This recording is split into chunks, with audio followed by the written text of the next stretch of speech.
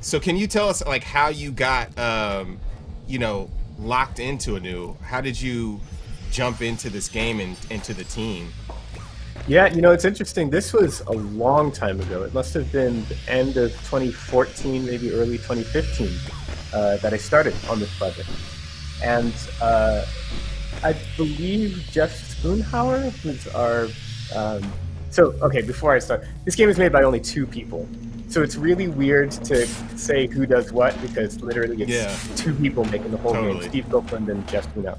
But Jeff, who's more of like the artist, he played Lara Croft's Temple of Osiris, and I guess he liked the music, and so he reached out to me, and he showed me just a brief visual demo of like it was kind of like a look development thing where they were showing some of the day-night cycle in the first level, and I just thought it was so gorgeous, and I'd worked on high-profile, I guess, franchise titles for quite some time, but I really wanted some sort of an indie project that was more focused on making kind of a very artistic statement, if that makes sense. Like just Yeah. not needing to be big, but instead very focused and personal, I guess is the way I want to say it, and unique. And this was exactly it. I mean, I feel so lucky that it almost kind of fell into my lap just like that. The art style is something I've never seen before. And just the way that they work and the direction that they gave me was so radically different from anything I'd ever seen. Normally you start a game and maybe you'll get some reference tracks, and they're usually from like film scores or sometimes even other game scores, and it's like, this is what we want. Well, in this case, all the reference I got was 20th century art music. It was modern art music rather than any kind of scoring. They were showing me Bartok and John Adams and Debussy and Dartavara and all these interesting 20th century composers. And so what I did was I wrote in a style that harkens back to that, while also incorporating a lot of like 1960s mode style synthesizer and things like that, to just get a unusual sound that's quite alien and quite foreign, but also makes sense internally. Like you can see, especially once you, I believe this demo eventually gets to some of the alien constructs. You can see that this is a civilization that you've landed in, and it's real, it's developed, but it's just so radically different from anything on Earth. And I wanted to evoke that with the music. That's really cool. Yeah, I was playing the last couple days, and like what you're saying about the art style and the presentation. It is something that I haven't seen before. It feels like a mixed medium art piece, right? You have these like textured layers that look like paper, right?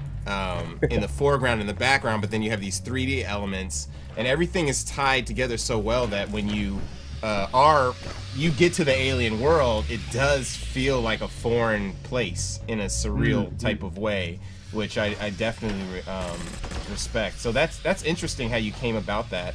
Can you tell us a little bit about like how you get started as far as like, so you talked about like the reference that you use and what they've kind of talked about the textures that they want in the music, but how do you get started as far as like with composition? Yeah. So, by the way, if you want to get out of this ship, I think you go up and to the left, and then you're trying to get down. So there's like a chute that you go down to get to the next level. Thanks. Yeah, Sorry, I'm here to it's struggle, but brother, Metroidvania just leave style me. gameplay, so it's Yeah. big on exploration. It's not super easy to. Yeah, I think you go down this elevator. Down right there. Yeah. But as far as my process, I'm quite old-fashioned. In fact, you can almost see here. I always start with scoring on paper, because for me that just lets me be freely creative. I don't have to worry about the technicalities of working on a PC right away. And once I have pieces fleshed out like that, just being freely creative and not having to worry about the reality of how is this all going to come together in the production. Then I go to the PC and develop things there. And once that's all finished and I have approval from the developers, that's when I seek out the live musicians to perform the score. Oh, okay. So you're working with live musicians. Quite frequently, yeah. I'm very lucky to be able to do that. That is awesome. Is that how you approach most of your compositions? Is live? I see a guitar in the background too. So you're like, you must be picking Oh up yeah. because I think you told us about this before. You play mad instruments. Like you play a ton of different instruments, right? Yeah, well, I apologize for what's about to happen here, but like I have a whole rack of Wow. man, you can't even see, but like That's awesome yeah, though. I'm mostly a flautist. In fact, that's me playing right now. But I try to work with other musicians as much as possible, and in fact, I try to specifically write parts for the players, in particular, that I plan to hire later on. Just kind of playing to their strengths and what I know that they enjoy, what I hope that they'll enjoy performing. Because that's again kind of a more old school, traditional way of thinking about music.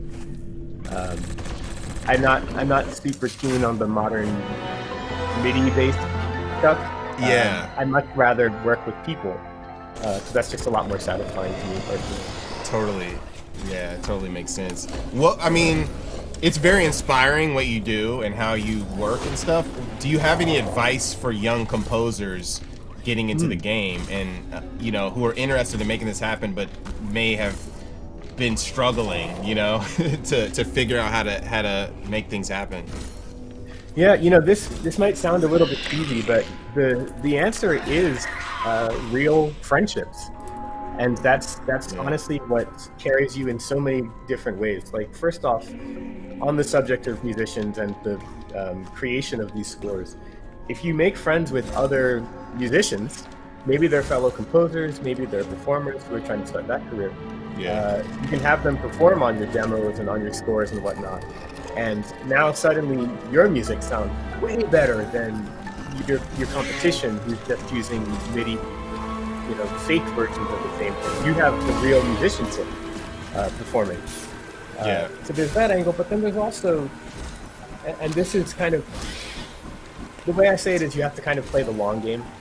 In terms of like career development and whatnot. A friend that you make in 2014 might end up being someone who leads you to get a project 5-10 years later even. I mean, like my first gig at LucasArts, I got that because I was before that working on a bunch of indie games, and I worked with a sound designer who eventually got hired at LucasArts. And then when they were hiring for a music editor, they were like, why not hire that Will Roger guy? And these things kind of just snowballed over time, and one gig kind of led to another, not because of that gig in particular, but because of the people that I encountered working on those projects. That is totally true. I've found that exactly the same. Like when you're starting out, you're grinding, you're just trying to make things happen, and you're meeting all these cool people and being nice to them and formulating these friendships and just like naturally being interested in what they do and how they love to express themselves has allowed us, allowed me personally to keep moving forward and up. I mean, you never know. I may be hitting you up like, hey, we got this cool project that we're trying to work on, and we work together.